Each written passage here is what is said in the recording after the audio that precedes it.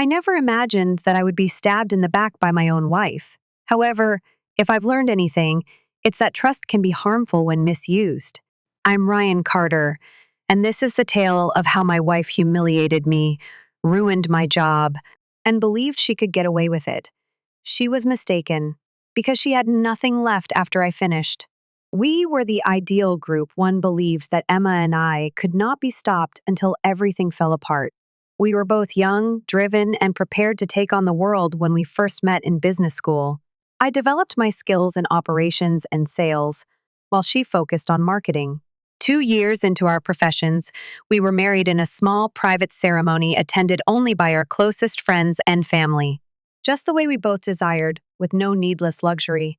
Or so I believed. We were partners in all that we did, not just in life.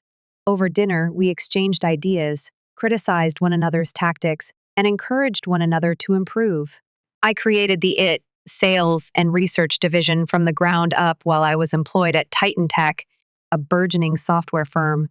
For 4 years in a row, my team was the top earner, generating millions of dollars.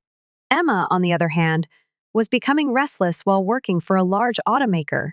One evening, as she pushed her food around her plate, she muttered, "I feel like I'm on autopilot. Have you talked to your boss about it?" I inquired. She gave a head shake. "They don't listen.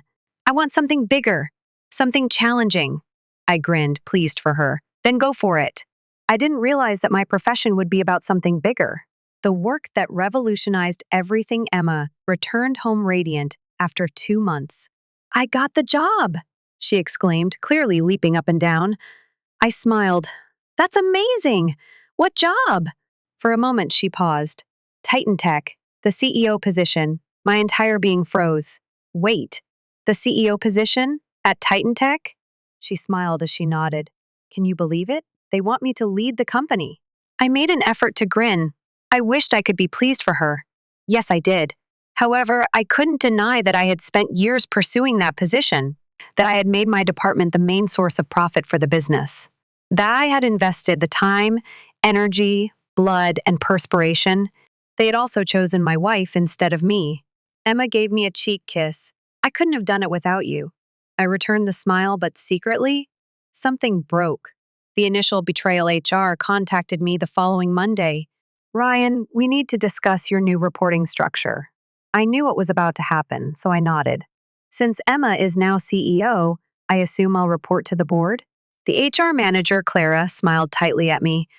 "Actually, due to company policy, you can't report to your spouse. So, you'll be reporting to someone else." I scowled. "Who?" She paused. "Alistair Wells." I almost burst out laughing. Wells, Alistair. Emma's helper, a man who had only ever taken notes and gotten coffee, never managed a department or led a team. Right now, my employer was him. I tightened my jaw. Right. I brought it up to Emma that evening. She dismissed it with a wave. "It's just on paper, Ryan. You'll still work with me directly. This is just to keep HR happy." I wished to trust her. However, I didn't.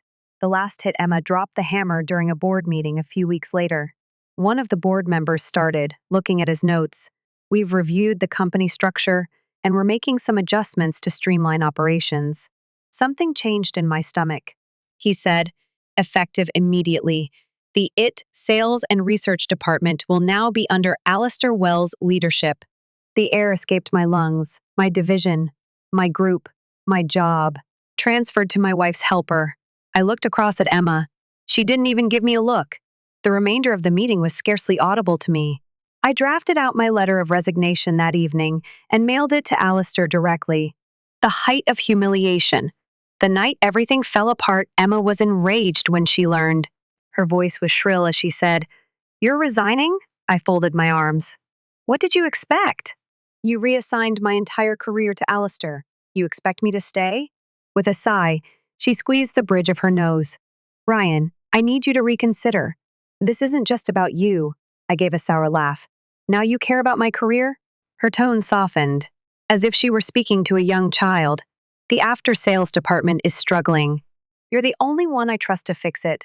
I gazed at her. "You could have added it to my role, Emma." Instead, you stripped me of my team and gave my job to Alistair. The words that broke my heart were then spoken by her. I needed to give Alistair a department to justify his role to the board. I felt cold all over. You sacrificed me? For him? She paused. It's not like that. My voice was dangerously calm, and I clenched my jaw. You don't throw away your best employee for a guy who doesn't even know how to do the job. She folded her arms. Ryan, stop. This isn't personal. I looked at her for a while. I then slowly nodded. Sure, Miss S. Wells, Carter. She winced. Excellent. Allow her to sense it. I turned to go, but I said one final thing before I left. You just made the biggest mistake of your life, Emma. And I meant what I said. Because I wasn't going to simply leave in silence. I was going to destroy all she had constructed with fire. I didn't get any sleep that evening. It's not because I was angry. Anger is a transient emotion. There was more to this. Something colder. Something that said, don't just walk away. Make them feel bad about ever betraying you. Emma believed she could ignore me, give Alistair my career, and disappear without a trace. She didn't know what was going to happen, for I wasn't going to simply give up and go on. I intended to bury both of them. Step 1. Participate. I entered Titan Tech the following morning as if nothing had changed. Emma was already drinking coffee in her corner office, as if she hadn't just destroyed my life. Alistair, already behaving as though he belonged in my chair, walked along the halls with his newfound power. Horrible. However, I grinned. Since I had a strategy, the first rule of retaliation, take the long view. Consequently, I retracted my letter rather than resigning right away. When I informed Emma, she seemed taken aback. You're staying? She inquired, attempting to conceal her suspicion. I nodded, maintaining a composed expression. You're right. It's not personal. It's just business. She eased up. I realized then that she was unaware of what was about to happen. Step 2, remove the dirt. I waited for a few weeks after that. I arrived at work. I went to meetings. I even tried to be friendly with Alistair.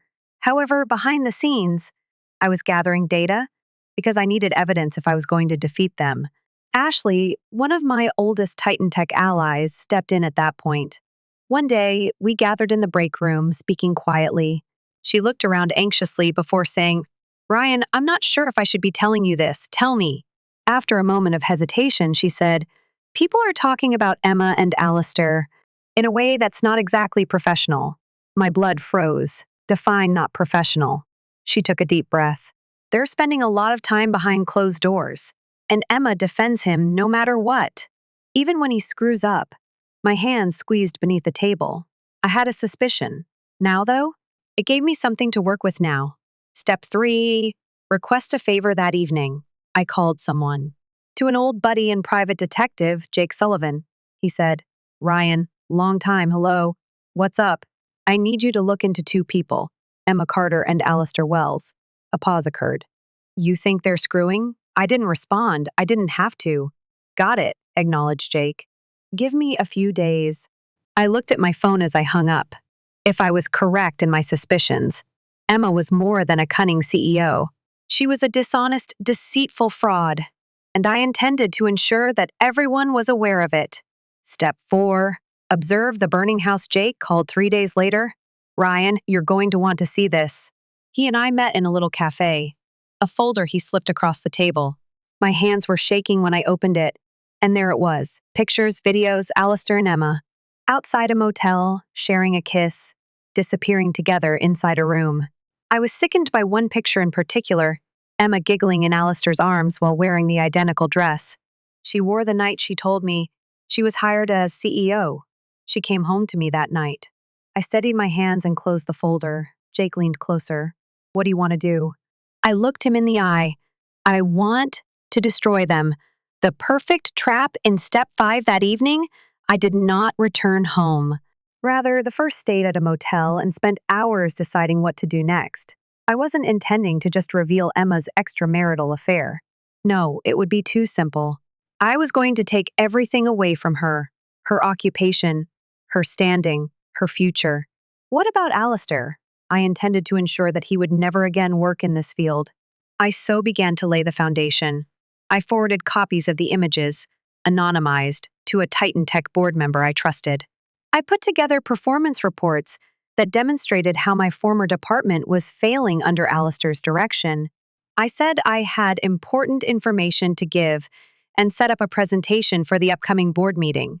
Alistair and Emma were unaware of what was about to happen. Additionally, I was keeping track of the minutes till I could witness their burning. Just before you pull the trigger, there's that brief moment when time seems to drag on, and you can feel the weight of what's about to happen. I didn't feel anxious.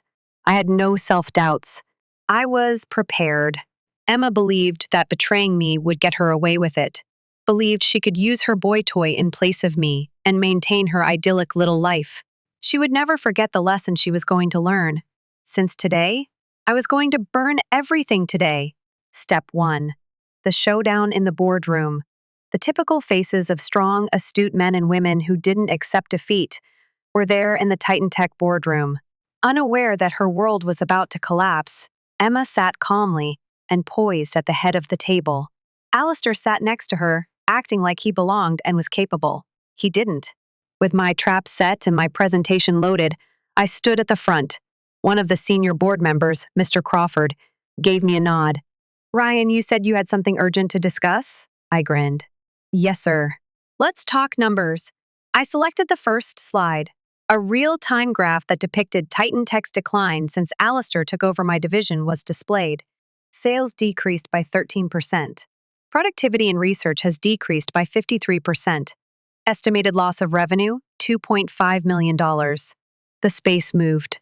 Board members looked at each other uneasily. Mr. Crawford scowled. "Emma, why weren't we informed about this?" Emma's grin wavered.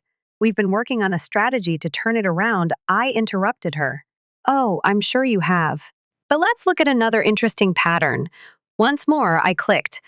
A brand new chart surfaced, displaying each instance in which Emma disregarded reservations about Alistair's leadership. His incompetence was a source of complaints from his staff.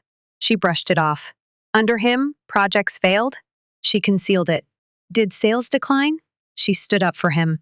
There was no sound in the boardroom. Alistair moved around in his chair. Emma pressed her fingernails into the table. "This isn't productive," she murmured. Her teeth clenched. I grinned. "Oh, we're just getting started." I made one final click. Step 2, the most serious betrayal. The screen displayed a video file CCTV footage. Emma, Alistair. A hotel room. It was easy to see the timestamp. The night she returned home to me, acting as though she still loved me, and the night she celebrated landing the CEO position. Right now, the entire boardroom watched her actual actions that evening. The room was filled with gasps. A curse was muttered by someone. Emma's face became pale. Alistair? He appeared to want to die by crawling beneath the table. I looked over at Mr. Crawford. "Tell me, sir, does Titan Tech's policy allow the CEO to sleep with her direct reports?" The older man clenched his jaw. "Absolutely not." I turned to face Emma. "Anything to say, Mrs. Carter?" She parted her lips. I closed it. I opened it once more. Nothing was revealed, as she was at a loss for words. Step 3. The final shot. Mr. Crawford turned to Emma and said in a chilly tone, "Effective immediately, you are suspended pending investigation." Emma leaped from her chair. "You can't be serious, sit down. It was Mr. Crawford who gave the order." Emma hesitated, then lowered herself again, gradually. "Alistair? Suspension was not even considered. They immediately fired him. And me?" I slid a manila folder across the table after taking it out of my bag. "This is my official resignation." "Are you sure about this, Ryan?" Mr. Crawford asked, examining me. I gave a nod. "I don't work for corrupt companies. But before I go, I'll be suing Titan Tech for failing to enforce company policy on fraternization and wrongful demotion." Mr. Crawford rubbed his temples and moaned. "We'll settle quietly," I grinned. I only needed to hear that. Step 4, the last farewell. I felt lighter than I have in months as I left that boardroom. Emma trailed me into the corridor. "Ryan, please," she said in a tremulous tone. "We need to talk." I calmly turned to face her. "Talk?" I said, laughing icily. "You lost that right the second you screwed him." Her eyes filled with tears. "I never meant to hurt you." I leaned a little. "You didn't just hurt me, Emma. You destroyed us. And for what? A man who just lost everything? She winced. I took a step back and adjusted my watch. Enjoy your life, Emma, because after today, I'm done with you. I immediately turned to go, permanently. Step 5. The final repercussions. In less than a month, Emma lost her job. Although everyone knew the reality, the board made it appear as though she had resigned. Alistair vanished into thin air. He was selling printer ink at a mall kiosk, the last I heard. Titan Tech paid $2 million to resolve my complaint. And me? I grabbed a better job in Singapore and never looked back. Retaliation, according to some, is useless. Say what? Life is worth living for revenge. And this? Of all the retaliation, this was the nicest. Winning isn't the only goal of revenge. It's about seeing the people who deceived you suffer a gradual, agonizing, and hopeless loss. What about Emma? She was on the verge of losing everything. Step 1, a scandal's aftermath. The consequences were immediate. The news went viral as soon as I walked out of Titan Tech. The CEO and her assistant were found having an affair. The monetary losses she had attempted to conceal? There was nothing the corporation could do but fire her. Emma made an effort to resist, made an effort to compromise, tried to plead. However, the board had personally witnessed the evidence. Her formal retirement was announced less than a month later, neatly wrapped up in corporate public relations terms like a mutual decision and pursuing new opportunities. But the truth was known by all. What about her reputation? Dead. After this, no prestigious company would deal with her. She had ascended to the summit, avoiding me in the process, and now she had nothing. Alistair falls first in step 2. It was Alistair who broke first. He made an attempt to contact me following the board meeting, presumably in the hopes that I would save him from total ruin. Horrible. 2 days after I disregarded him, Titan Tech dismissed him. It became brutally obvious that he had no true talents without Emma to shield him. He went from being an executive at the corporation to selling printer ink from a kiosk in a strip mall in less than a month. To be honest, I nearly stopped to say hello as I passed his business one day. Nearly. But I thought he was already aware of who had destroyed him. Step 3. The blacklist of the industry. Emma made an effort to save her job, made an attempt to sell herself to other companies. The problem with the corporate world, though, is that people talk. I also ensured that they spoke extensively. I was still respected by people in high places, and I had contacts. So I called, I sent a few emails, made certain that the truth was known to all hiring managers in the sector. Subject: vital details regarding Emma Carter regarding whom it concerns. I've seen that Emma Carter is applying for executive positions at different companies. Please take notice that she was compelled to leave Titan Tech because of egregious misconduct, poor financial management, and a breach of the company's rules governing relationships at work. I would definitely suggest not hiring her. Regards, Ryan Carter. Easy. Expert. Tragic. In a matter of weeks, all of the opportunities vanished. She was unable to secure an interview at all. Step 4. The crisis emerges. Emma quickly went from denial to panic. It was just lousy timing, she persuaded herself at first. She then began to spiral after months went by with no job offers. Suddenly, I received an SMS from her. Emma, may we speak, Ryan? Please. I choose to disregard it. A mutual buddy called me a week later. Dude, Emma's a mess. She's talking about moving to another country just to escape this. Excellent. Did she wish to undo her errors? Unfortunately. Everywhere she went, I made sure her name followed. Step 5. The last conference I had seen Emma for the final time, 6 months after I had left Titan Tech. Powerful people rubbed hands and struck deals at a business event, one of those industry mixers. I was doing well. Emma? She appeared worn out. Thinner. She has dark circles beneath her eyes. That unwavering self-assurance she once possessed? Lost? She paused before approaching me after spotting me across the room. Ryan. I sipped my beverage. Emma. She nibbled on her lip. Can we talk? I cocked my head. About what? She sighed after hesitating. I lost everything. I arched an eyebrow. And? Her tone faltered. And I just want to know if you ever loved me. If any of it was real, I saw it for the first time, the remorse. the knowledge that she had wasted something worthwhile. I put down my glass and met her gaze directly. I did love you, Emma, her breath caught. I leaned a little. But now? I feel absolutely nothing for you. She flinched. I then turned to go. For the final time. Epilogue. Real Liberty Emma never got better. She disappeared into obscurity and took odd consulting contracts that barely covered her expenses after leaving the corporate world completely. When I last heard from her, she had relocated to Dubai in an attempt to start over somewhere where no one was aware of her background. Alistair? Even terrible. He kept getting bad jobs when Emma left him, and he was never able to return to the industry. And me? I improved my life, a more successful career, an improved future. I never looked back after relocating to Singapore and accepting a senior executive position. Retaliation, according to some, is useless. Say what? Life is worth living for revenge. And this? Of all the retaliation, this was the nicest. Retaliation is sometimes thought of as a single, spectacular moment in which you take everything away from someone. They're mistaken. Real retaliation? It moves slowly, calculated. It's seeing your adversary struggle while knowing that there is no escape route and that every door they try to open will be slammed in their face. What about Emma? There was nowhere else for her to go. Step 1. The final try 1 year had passed since I left Titan Tech. I had relocated to Singapore, established a new life, and obtained an even better job. But what about Emma? She continued to fumble. I occasionally got updates from former coworkers. She's applying for jobs everywhere, but no one will hire her. She tried freelancing, but no one trusts her anymore. Dude, I think she's running out of money. I ought to have felt guilty. I didn't. Then I received a blocked call one day. I don't typically respond to those, but I felt compelled to do so. Ryan? She was the one.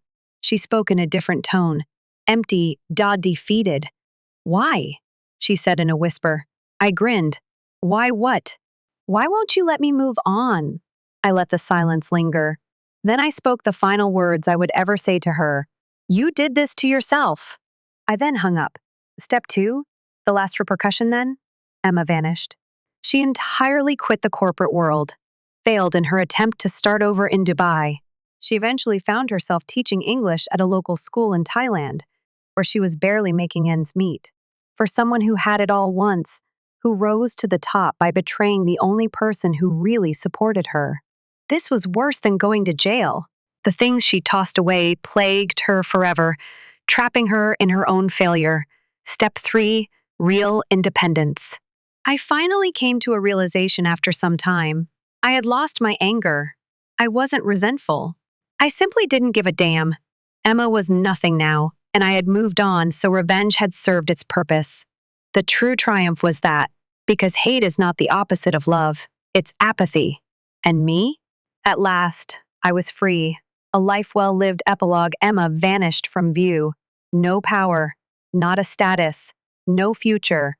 Alistair disappeared. Printer ink is probably still available someplace. Titan Tech barely made it out alive. I smirked as I walked away after they paid me $2 million to keep things quiet. And me? I improved my life. A more contented existence. With superior individuals. Retaliation is a waste of time, according to some. Say what? Life is worth living for revenge. And this? Of all the retaliation, this was the nicest. The conclusion. Concluding remarks, that's all. The harsh, devastating, and utterly satisfying ending. Emma wasn't simply defeated. She lost everything. What about Ryan? In every way, he prevailed. Tell me what you think. This was an incredible experience.